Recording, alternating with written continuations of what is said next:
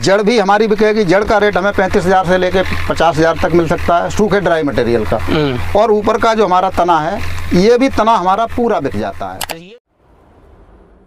किसान भाइयों नमस्कार। तो साथियों, आज मैं पहुंचा हूं उत्तर प्रदेश के फिरोजाबाद डिस्ट्रिक्ट में और आज आपको दिखाने वाला हूं एक ऐसी खेती जिसका मार्केट रेट हमेशा 35,000 से 50,000 रुपये प्रति क्विंटल हमेशा चलता है। किसी भी समय पे आप इसको बेचने जाओगे तो इसका मार्केट आपको 35,000 से 50,000 रुपये प्रति क्विंटल के बीच में हमेशा मिल जाएगा। लेकिन आपको अगर ये खेती करनी है तो भाई साहब आपके पास में प्रॉपर जानकारी होनी चाहिए। आधी अधूरी जानकारी से अगर आप ये खेती करोगे तो सिर्फ आपको घाटा हो सकता है।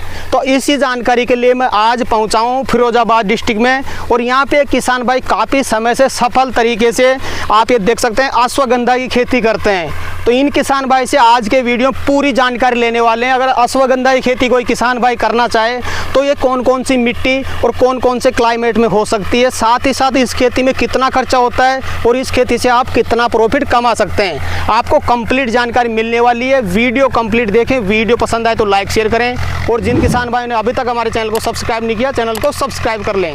तो आइए किसान भाइयों, पूरी जानकारी के लिए आपको किसान भाई से मिलवा देते हैं। सर जी नमस्कार। नमस्कार सर जी, कैसे हो जी? बढ़िया सर। एक बार छोटा सा परिचय बता दें आप। सर जी, मेरा नाम है सतीश चंद्र राठौर, मेरा गांव है लदपुरा, तहसील फिरोजाबाद, डिस्ट्रिक्ट फिरोजाबाद, उत्तर प्रदेश का रहने वाला हूं जी। सर जी, आपकी खेती के बारे में जानने से पहले मैं सबसे पहले आपके बारे में थोड़ा जानना चाहूँगा। जी सर। एजुकेशन बैकग्राउंड क्या है आपका? मेरा एजुकेशन बैकग्राउंड बीएससी एग्रीकल्चर है। बीएससी एग्रीकल्चर आपने कर रखी है? बिल्कुल। पास के खेतों में गेहूँ सरसों लगी हुई है, सबसे अलग हट करके ये क्या कौन सी खेती कर डाली आपने? ऐसा है सर जी, ये गेहूँ बाजरा ये तो परंपरागत खेती है, ये तो हमारे पुराने समय से पुरखे लोग करते आ रहे हैं। लेकिन जो प्रगतिशील किसान होते हैं या जो किसान जागरूक होता है वो परंपरागत खेती को छोड़कर कुछ अलग हटके करना चाहता है। और अगर हमें कुछ दो पैसे कमाने हैं, कुछ आगे बढ़ना है तो हमें परंपरागत खेती को छोड़कर कुछ नवाचार करना पड़ेगा। इस खेती का नाम बता दें सबसे पहले, कौन सी खेती है? सर जी, ये अश्वगंधा की खेती है। अश्वगंधा एक ये मेडिसिनल प्लांट है, आयुर्वेदिक हर्ब है। जितनी भी बड़ी बड़ी फार्मेसियाँ हैं, अश्वगंधा के कई प्रकार के प्रोडक्ट इसके बनते हैं, जैसे ashwagandha powder, ashwagandha wrist syrup, ashwagandha की टैबलेट, अश्वगंधा च्यवनप्राश, अश्वगंधा पंचारिस्ट, मतलब 85 तरह के इसके प्रोडक्ट जो है कंपनियां इसको बनाती हैं। और ये बहुत ही औषधीय पौधा है, बहुत ही हमारे स्वास्थ्य के लिए गुणकारी पौधा है। सबसे बढ़िया बात तो ये है, एक ये नंबर 1 का इम्यूनिटी बूस्टर है, यानी हमारी जो रोग प्रतिरोधक क्षमता है उसको बढ़ाने वाला पौधा है। इसको हम बिना बीमारी के भी निरंतर रेगुलर भी अगर इस्तेमाल करते रहें तो हमारे शरीर में ये रोगों से लड़ने की क्षमता इतनी बढ़ा देता है कि छोटी मोटी रोग बीमारियां हमारे शरीर को पकड़ ही नहीं सकते हैं। बिल्कुल। इस तरह की खेती कितने साल से करते हैं सर? सर ये मैं 5-6 साल से कर रहा हूँ। इसके अलावा अश्वगंधा के अलावा और कौन कौन सी फसल लगाते हैं? अश्वगंधा के अलावा मैं सफ़ेद मूसली भी करता हूँ कि आपको आप सफ़ेद मूसली पर पहले आप भी मेरा एक वीडियो बना के ले गए थे, बना चुके हैं आप। सतावर है, सर्पगंधा है, अकरकरा है। मैं औषधि फसलों पर ही काम करता हूँ। टोटल जो फोकस है आपका ये जड़ी बूटी वाली फसलों पे ही है? बिल्कुल हाँ, जड़ी बूटियों वाली फसलों पर ही काम करता हूँ। इसका एक रीज़न है कि जैसे हमारी जो परंपरागत फसलें होती हैं उनमें कभी वही चीज़ है 10 रुपये किलो, कभी वही चीज़ है 100 रुपये किलो। लेकिन हमारा ये औषधि फसलों का काम ऐसा है, इसमें रेटों पर उतार चढ़ाव इतना नहीं आता है। ये हमारी अश्वगंधा है, हमारी ये 30,000 रुपये से नीचे कभी बिकती नहीं है। 30,000 से 35,000, 40, 45, 50 तक बिकती है। लेकिन कभी ये ऐसा नहीं हो सकता है कि ये 30,000 वाली 15,000 बिकने लगे या 10,000 बिकने लगे। सफ़ेद मूसली का रेट 2 लाख रुपए से प्लस ही हमेशा रहता है। ऐसा नहीं है कि 2 लाख वाली कभी वो 50,000 रुपये क्विंटल बिकने लगे। आलू में, लहसुन में, गेहूँ में, सरसों में, सब में ऐसा हो जाता है। लेकिन औषधि फसलों में कभी रेटों में इतना उतार चढ़ाव नहीं आता जी। अश्वगंधा के बारे में सभी किसान बोलते हैं, मैंने भी काफ़ी बार सुना है कि ये 35,000 से 50,000 रुपये तक बिक जाती है। क्या सही बात है ये? बिल्कुल सही बात है। इसका ऐसा होता है, मार्केट रेट होता है डिमांड के ऊपर और उत्पादन के ऊपर। किसी साल हमारे देश में उत्पादन कम मिलता है, जैसे मौसम ख़राब रहा, क्लाइमेटिक कंडीशन अच्छी नहीं रही, बारिश ज़्यादा हो गई, सर्दी ज़्यादा पड़ गई, पाला पड़ गया तो फसलें नष्ट हो जाती हैं। तो जब फसलें 50%, 60% किसानों की नष्ट हो जाती हैं तो उत्पादन मार्केट में कम आता है। जब उत्पादन जिस साल कम आएगा उस साल रेट इसकी 50,000 तक टच कर जाती हैं। वैसे नॉर्मल रेट इसकी 30,000 से भीतर कभी नहीं रहती है। 30,000 से सीजन पर भी स्टार्टिंग जब इसकी हार्वेस्टिंग होती है फरवरी मार्च में, उस समय भी 30,000 35,000 से स्टार्टिंग होती है। फिर धीरे धीरे करके इसकी रेट है, जब तक दूसरी फसल नहीं आती है तब तक उसका ग्राफ बढ़ता ही जाता है। बिल्कुल। ये पौधा आपके हाथ में हम देख सकते हैं सर जी, जैसे ये पौधा है जी सर, इसमें अश्वगंधा निकलेगा कहाँ, ऊपर आएगा कि इसी को अश्वगंधा बोलते हैं? देखिए सर जी, अश्वगंधा तो ये पूरा ही है। अच्छा। ये पूरा पौधा ही अश्वगंधा है, लेकिन जो मेन पार्ट है हमारा, वो हमारा मेन पार्ट इसकी जड़ है। ये जड़? हाँ। अच्छा। ये हमारा मेन पार्ट है, लेकिन बिकता तो ये पूरा पौधा ही है। अब यहाँ से जैसे हम इसको हार्वेस्ट करेंगे तो हमको इसको पौधे को यहाँ से कट करना है। यहाँ से कट करने के बाद जड़ को अलग कर देना है, इसके तने को अलग कर देना है। जड़ भी हमारी बिकेगी। जड़ का रेट हमें 35,000 से लेके 50,000 तक मिल सकता है, सूखे ड्राई मटेरियल का। और ऊपर का जो हमारा तना है, ये भी तना हमारा पूरा बिक जाता है। ये भी बिक जाता है? ये भी पूरा बिकता है। अच्छा। इसको कहते हैं अश्वगंधा का पंचांग। इसको हम 4-6 दिन खेत में पड़ा रहने देंगे। उसके बाद इसको हम थ्रेसिंग करने के बाद इसमें से जो बीज निकलता है, बीज को अलग निकाल लिया जाता है। बाकी इसकी पत्ती है, जो लकड़ी है, इसको अश्वगंधा का पंचांग बोलते हैं। अच्छा। तो ये भी 15 रुपए किलो से लेकर 20 रुपए किलो तक ये भी बिकता है। नीमच ऊपर का तना ही बिक जाता है? पूरा बिक जाता है जी। नीमच मंडी में खूब धुआंधार बिकता है, सब लोग जानते हैं। ढेर लग के बिकता है, ट्रकों के हिसाब से बिकता है। जी जी।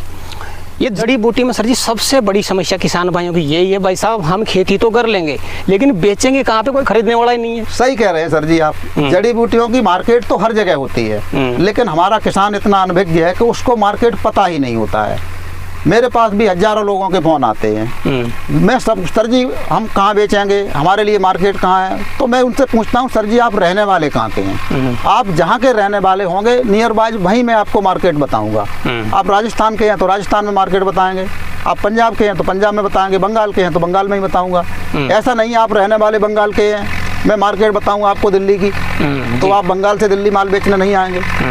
कहने का मतलब मार्केट हर जगह होता है, लेकिन उनको पता नहीं होता है। अब उनको वो पता करना, वो बताना, वो मैं उनको बता देता हूँ। मध्य प्रदेश का किसान है, उसको कहता हूँ नीमच मंडी जाइए। पंजाब का किसान है, उसको कहता हूँ चंडीगढ़ जाइए जी। बंगाल का किसान है, उसको कहता हूँ कलकत्ता में बेचिए। बिहार का किसान है, उसको कहता हूँ पटना में बेचिए। पूर्वी उत्तर प्रदेश का किसान है, उसको कहते हैं लखनऊ में बहुत बड़ी मार्केट है, लखनऊ में शहादतगंज में, वहाँ बेचिए। मार्केट की कोई कमी नहीं है, मार्केट केवल आपको सर्च करनी है। सबसे बड़ी मंडी कौन सी है इसकी? देखिए सबसे बड़ी मंडी तो इसकी नीमच ही है। नीमच मध्य प्रदेश में नीमच की जो मंडी है वो इंडिया की ही छोड़ो, वो तो एशिया की सबसे बड़ी मंडी है। ऑर्गेनिक मंडी। ऑर्गेनिक जड़ी बूटियों की जितनी भी आइटम, ऐसे आइटम, कोई ऐसा आइटम दुनिया का नहीं है जो नीमच की मंडी में आपको बिकता हुआ दिखाई नहीं देगा। बिल्कुल। जैसे कोई किसान अपने भारत में जैसे अलग अलग क्लाइमेट रहता है, अलग अलग सोइल है जी, कौन कौन सी मिट्टी में इसकी खेती हो सकती है? देखिए सर जी, अश्वगंधा की खेती भारत के अंदर जितनी भी प्रकार की मिट्टी है लगभग सभी मिट्टी में हो जाती है जी। इसके लिए कोई खास विशेष मिट्टी की जरूरत नहीं है। हाँ, क्लाइमेट की थोड़ा सा फर्क रहता है। क्लाइमेटिक कंडीशन जो है केवल हमारे देश में जम्मू कश्मीर है और हिमाचल प्रदेश है। 2 प्रदेशों को छोड़ के बाकी भारत के किसी भी राज्य में, किसी भी जिले में आप इसको कर सकते हैं। मिट्टी भी सर जी भारत में देखो अलग अलग है, कहीं पे बलुई मिट्टी है, कहीं पे चिकनी मिट्टी है, कहीं पे ब्लैक सोइल है। कौन कौन सी मिट्टी में हो सकती है? देखिए होने को तो मैंने बोला ये सब प्रकार की मिट्टी में हो सकती है, लेकिन अगर इसका सबसे बढ़िया उत्पादन किस मिट्टी में निकलता है वो बताऊं तो जो मध्य प्रदेश में काली दोमट मिट्टी है या जो लाल वाली मिट्टी है, आपके राजस्थान में जैसे लाल मिट्टी है, तो लाल मिट्टी में और काली दोमट मिट्टी में, काली मिट्टी में इसका उत्पादन सबसे बढ़िया निकलता है। बलुई दोमट जो मिट्टी होती है, जो बलुई खेत होते हैं, रेतीले खेत होते हैं, उनमें भी इसका उत्पादन बहुत अच्छा निकलता है।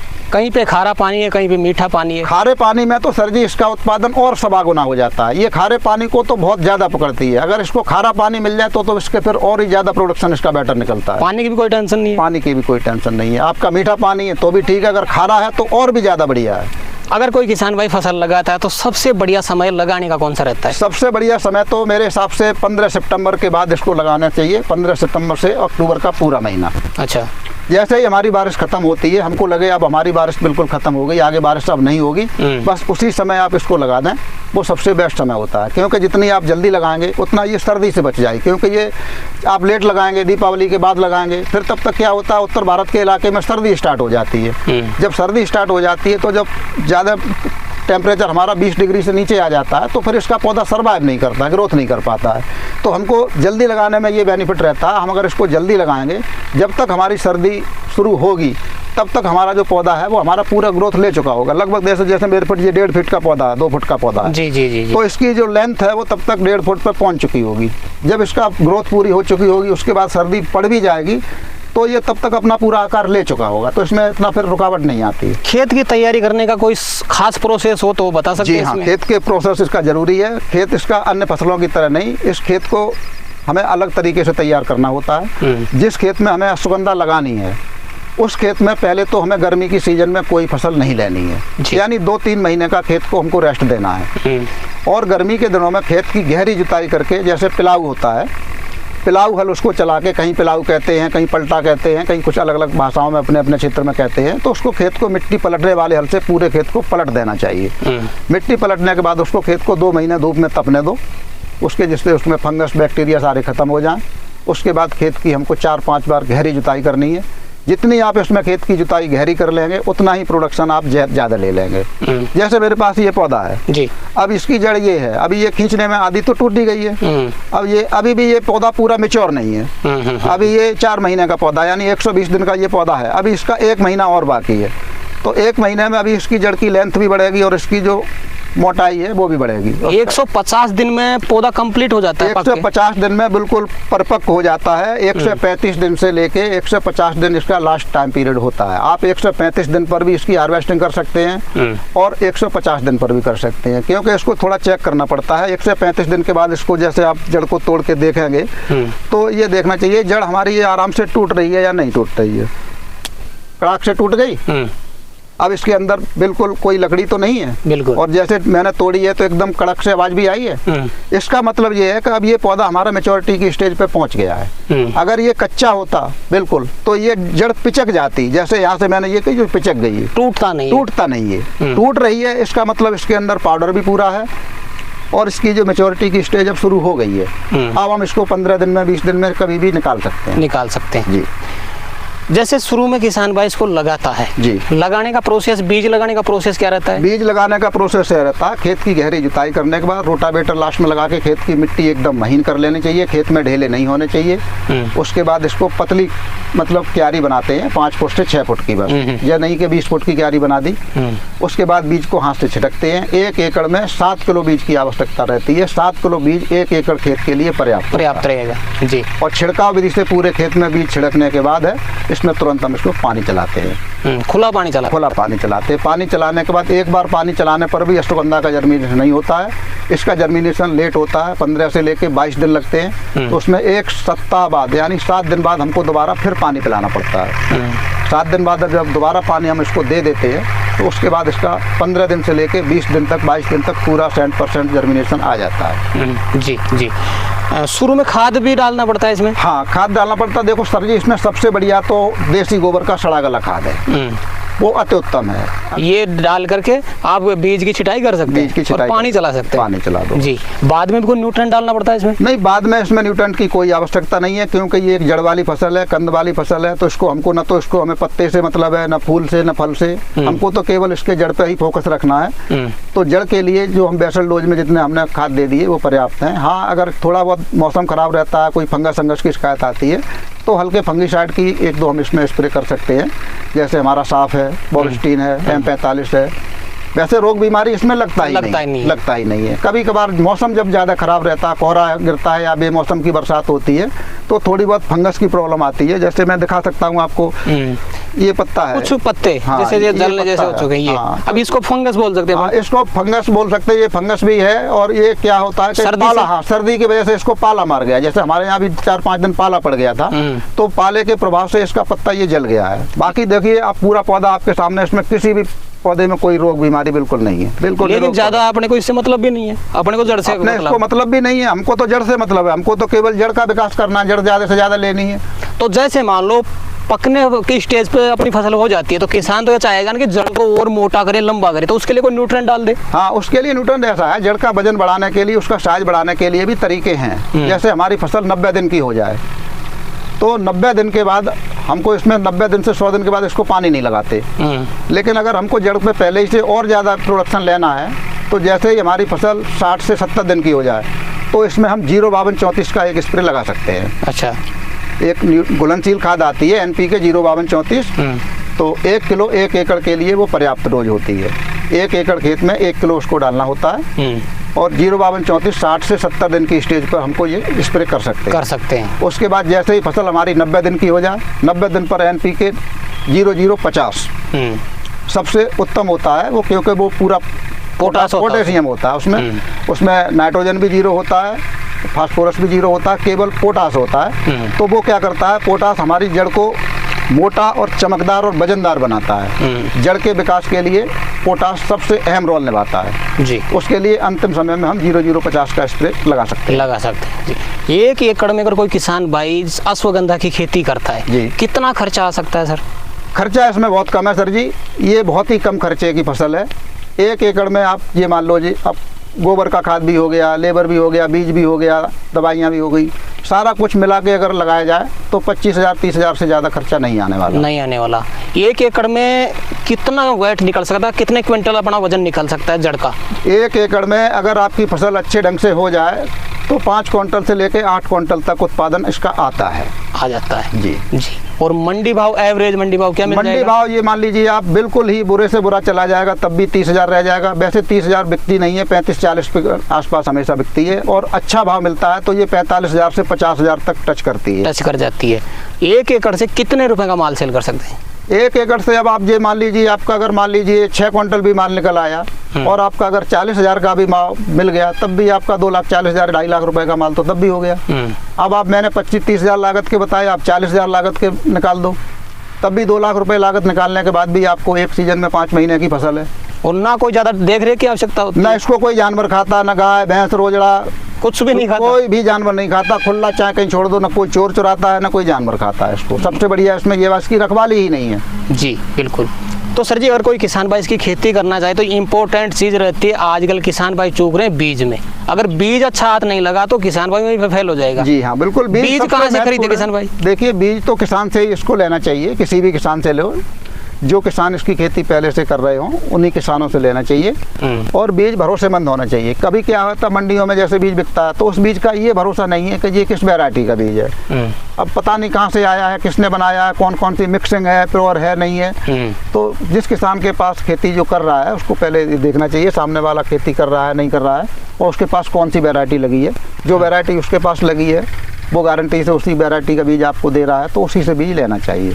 बिल्कुल सर। इसको हार्वेस्टिंग करने का क्या प्रोसेस रहता है? इसको हार्वेस्टिंग करने का मात्र प्रोसेस ये रहता है कि इसमें खेत में अंतिम समय में 90-100 दिन के बाद तो पानी हमको देना ही नहीं है। उसके बाद जब हमारी फसल 135 दिन की, 140 दिन की या 150 दिन की कंप्लीट हमको जितने दिन रोकनी कर लें तो उसके बाद खेत में हल्की नमी देकर, अगर स्प्रिंकलर हैं तो हल्का उसमें आधा घंटा स्प्रिंकलर चला दें, ड्रिप है तो आधा घंटा ड्रिप चला दें, या फ्लड से भी देते हैं तो उसमें हल्का पानी दे के 2 दिन बाद जैसे ही खेत में पैर न चिपके उसको पौधे को जड़ से, जैसे मैंने ये उखाड़ा है आपको दिखाई दे रहा तो मैंने पकड़ के ही उखाड़ा है, इसी तरीके से पौधे को केवल पकड़ के खींचना है बस। ना खुरपी की जरूरत है, ना फावड़े की जरूरत है, ना किसी मशीन की जरूरत है, केवल हाथों से पौधे को उखाड़ते जाइए, उखाड़ के इकट्ठा करते जाइए। बाकी यहाँ से इसको कटिंग करके, उसमें कोई लंबा है ही नहीं, यहाँ से इसको कट कर देते हैं। जड़ अलग करना, तना अलग करना, जड़ को काट के बस धूप में 5-6 दिन में सूख के तैयार हो जाती है बस। उसके बाद आप अपना इसको स्टॉक करके रख सकते हैं, कभी भी बेचो, हाल की हाल बेचो या यहाँ से जैसे उखाड़ लिया अपन ने और यहाँ से जड़ को कट कर लिया, यहाँ से कट कर लिया, डायरेक्ट बिक जाएगा? कुछ और भी करना पड़ता है? कुछ भी नहीं करना, केवल सुखाना है बस और फिर बेच देना आप? बस केवल सुखाना है, ना छीलना है, ना उबालना है, ना कुछ भी नहीं करना, केवल यहाँ से काटने के बाद इसको सुखाना है और फिर बेच देना है, बस बेच देना है जी। तो सर जी आज आपने किसान भाइयों के लिए समय निकाला और आपने अपना अनुभव किसान भाइयों तक शेयर किया, उसके लिए आपका बहुत बहुत धन्यवाद। आपका भी बहुत बहुत धन्यवाद। धन्यवाद सर। तो किसान भाइयों जानकारी कैसी लगी हमें कमेंट करके जरूर बताएं। वीडियो पसंद आए तो वीडियो को लाइक करें, बाकी किसान भाइयों को वीडियो को शेयर जरूर करें, और जिन किसान भाइयों ने अभी तक हमारे चैनल को सब्सक्राइब नहीं किया चैनल को सब्सक्राइब कर लें। तो किसान भाइयों आज के लिए इतना ही, मिलते हैं नए वीडियो में, तब तक के लिए जय जवान जय किसान।